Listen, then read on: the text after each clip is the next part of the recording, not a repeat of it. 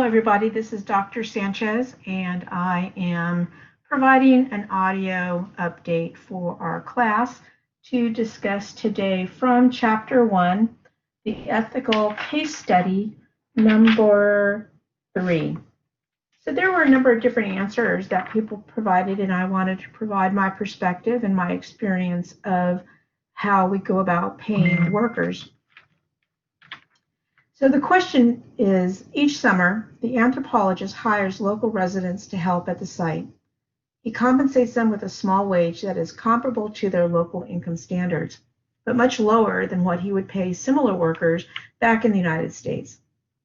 When the field season ends, he and his financial support leave the community until the next summer.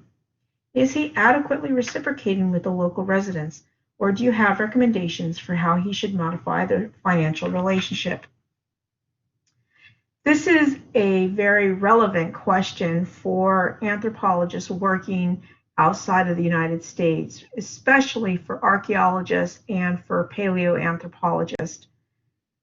Archaeologists and paleoanthropologists, we hire people to assist us in the field in excavation, in survey, in artifact cleaning, in maintenance of different field sites, everything from chopping down brush to even paying people to keep house for us, to cook and to clean, and to make it possible for a researcher to spend a solid 2-3 months in the field and get everything that they need done. So today I wanted to provide some of my experiences with this particular question. A number of you argued that the anthropologist should pay a worker in another country the same wage that would be paid in the United States. And this is a really interesting conundrum. It's a serious problem. And let me start off with a little story here. I'll give you a picture and share. So this is me here in the center in the bright pink shirt, and I'm participating in excavations in central Honduras, and this was in 1991. And you can see here I am with most of the crew that was working at this dig that we were conducting. I was a field researcher under a more senior archaeologist who was the project director. So we had a number of men.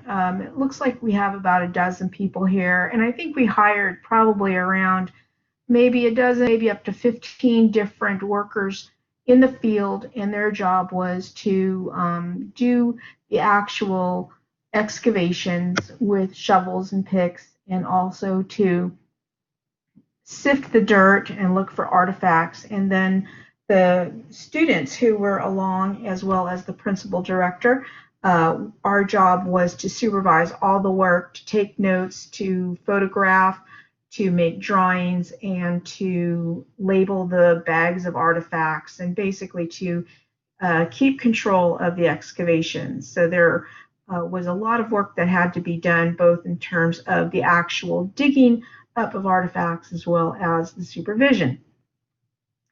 In this area of central Honduras, the local population is divided really into 3 different categories. Out in this rural area, there are, of course, laborers, there are field workers, and in the local parlance, they are called peones. They are peasant workers, and these are landless for the most part, other than for the small village that they reside on. So these individuals, they are given wages for their work on the different fincas, which are like plantations, or working with livestock or other kinds of agricultural duties. But they themselves do not own much in the way of fields, perhaps just a small garden plot. These men are all related by blood or by marriage for the most part, living together with their families in a small village that they were able to obtain through very, very hard work and negotiation with the local landowners and with the Honduran government. Other kinds of people in the valley include the landowners. And the landowners, the large ranches and agricultural plots, there aren't that many people. It's a small handful of people who own the majority of the land. And this is the type of inequality that is very prevalent in Latin America. These landowners, they have not only large land holdings and they own a lot of livestock. Most of the agricultural goods that are raised are for local as well as international markets. These people are also well integrated into the Honduran political system. So they have a lot of government power, a lot of authority, and they also are pretty much used to running things in the country and locally as well. And the third strata of people would be people who live in the towns who are engaged in commercial or government work, such as teachers, people who work in banks, or people who work in markets and stores.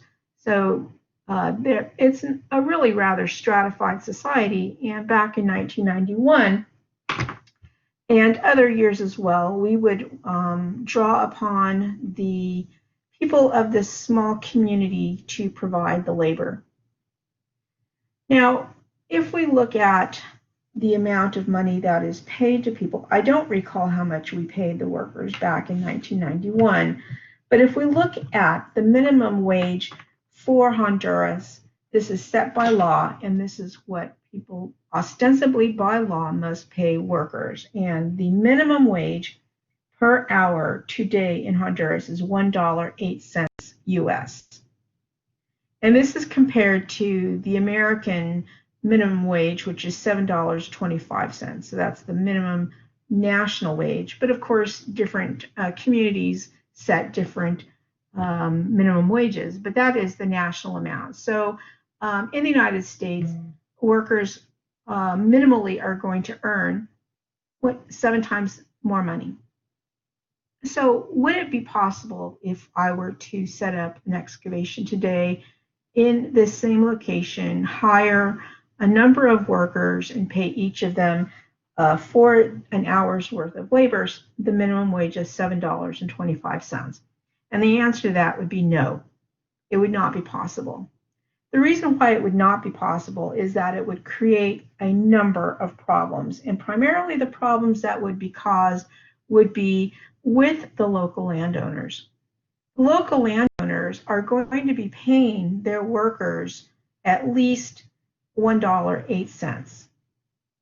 That's what they will pay. And that minimum wage is pretty much the amount of money that is paid to unskilled agricultural laborers. They are at the bottom of the rung in terms of economic earning power.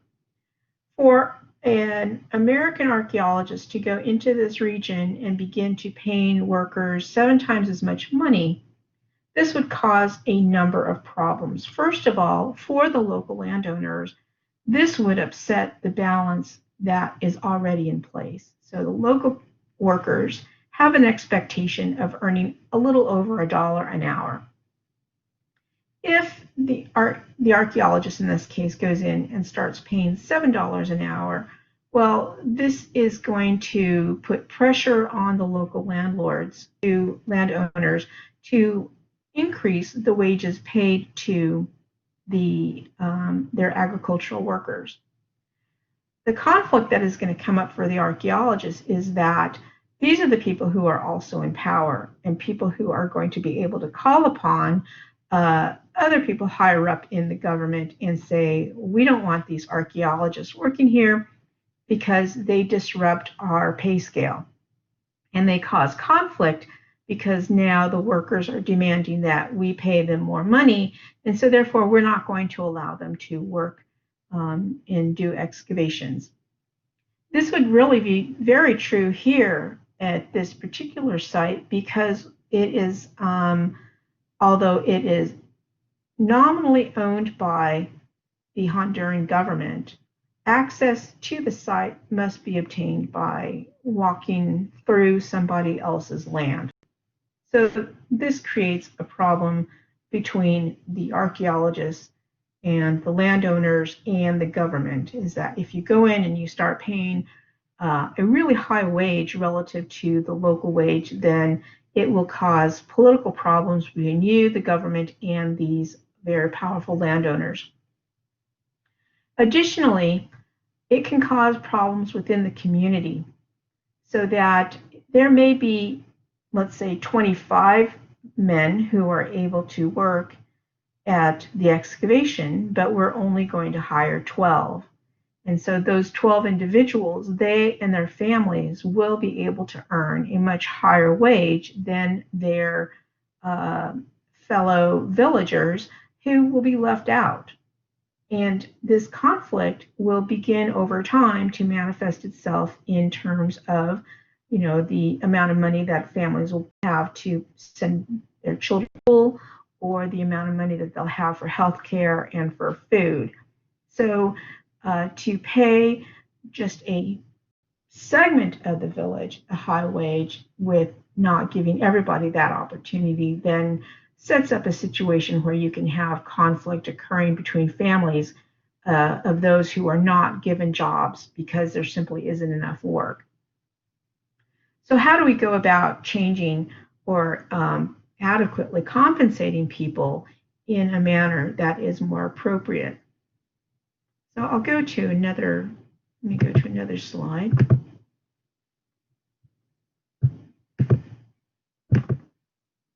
This is from excavations that I conducted for my own research in another part of Honduras, and you can see that I had a much smaller work crew. And at this time, this was back in I guess it was 1997 that we were doing the excavations, and you can see there that I have 4 people who are working. So I had 4 general laborers that helped out with the excavation. So they did the actual digging, and you can see that they also are sifting through the dirt looking for the artifacts. Now, this particular location, I was actually excavating on the land that was owned by an individual. So I had to have permission of the landowner to do excavations. And he was ultimately very kind and very generous with providing us the opportunity to do this. Here in this case, I had an entirely different kind of problem finding labor and paying laborers. So in this particular area of the country, a Canadian company had just opened up a gold mine. It was a gold mine that had been worked on a long time ago, and Canadians had come in and they were utilizing new techniques, new technologies to go through the backfill of this mine and extract gold that had not been extracted previously. So there was a little mini gold boom in this region. And this pulled workers from throughout the area to go and move. It was about 20 miles away from where I was located, but it was very difficult to find anybody who would work because most able-bodied men made the move to this mine, and they had a great need for workers, and so most people were able to find work. So the laborers that I got, there were a couple who were very young, and they worked part-time with their dad as butchers, but he didn't need them every single day, so they worked with me for most of the week. I had one individual who, for whatever reason, was not able to find employment in the mine, and another individual who wasn't interested in working in the mine. He had a number of other things that he was engaged in, and he agreed to work with me. So wages were extremely competitive, and I paid Not as much as the mines, certainly, but much more than over the minimum wage because there was a dearth of labor. Additionally, here is a photograph of me with my Honduran colleague. He is an experienced archaeologist. He is paid a government salary, and he is working with me. The Honduran government requires that a Honduran archaeologist is always working with a foreign archaeologist in order to, one, obtain experience, two, make sure that the foreign archaeologist is not taking away artifacts and is conducting the excavations as they should. So you can see here that my colleague is taking notes. What we're doing, we excavated here a floor.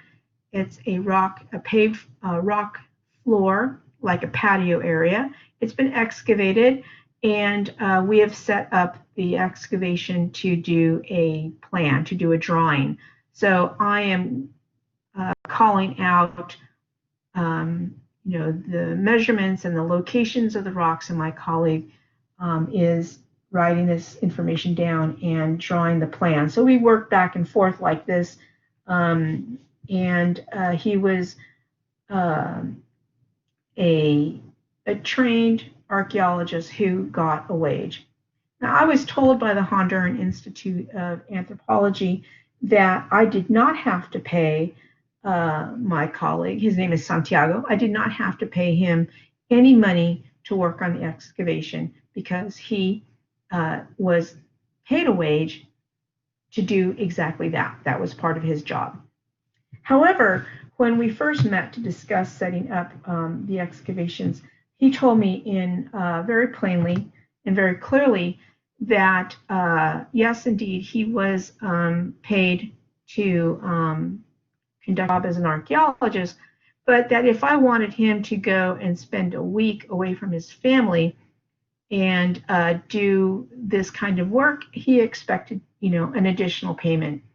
And after some negotiation, we agreed on an additional amount of money, an additional portion of his wages that I would pay him. So I paid him additional money. It was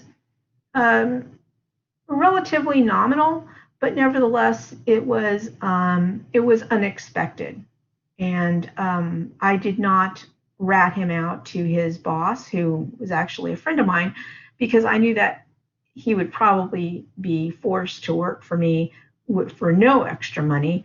But then, of course, there would be, a bad relationship. So it was much better for me to pay the additional amount that he requested and to cut back my payments in other areas, try to economize in other ways. So workers in other countries are not necessarily always going to be exploited. They're not always going to be happy with the wages, and they will negotiate for better terms. And in the case of Santiago, without his assistance in the excavations, I would not have been able to do my work whatsoever. So I guess my point is that in real life, situations are much more complex than they seem when we are working through a theoretical case study. So in a just world, we would want for all people to be equally paid for their labors, regardless whether they're working with us in the United States or working with us in Honduras or working with us in Kenya or working with us in, Poland or England or whatever country we may find ourselves doing field work. The reality is, though, that on the ground, there are other factors that have to be considered, and especially it's important to try to minimize conflict within communities and conflict between different gatekeepers as well as the laborers. So that's my 50 cents.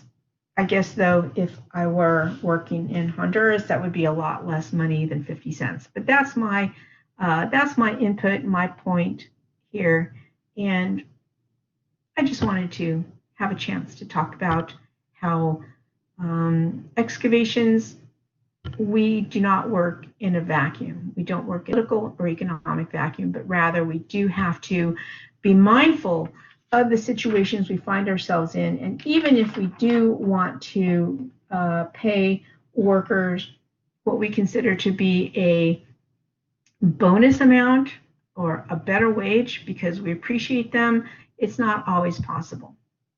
So thanks a lot. Thanks for listening, and I will see you online. Bye bye.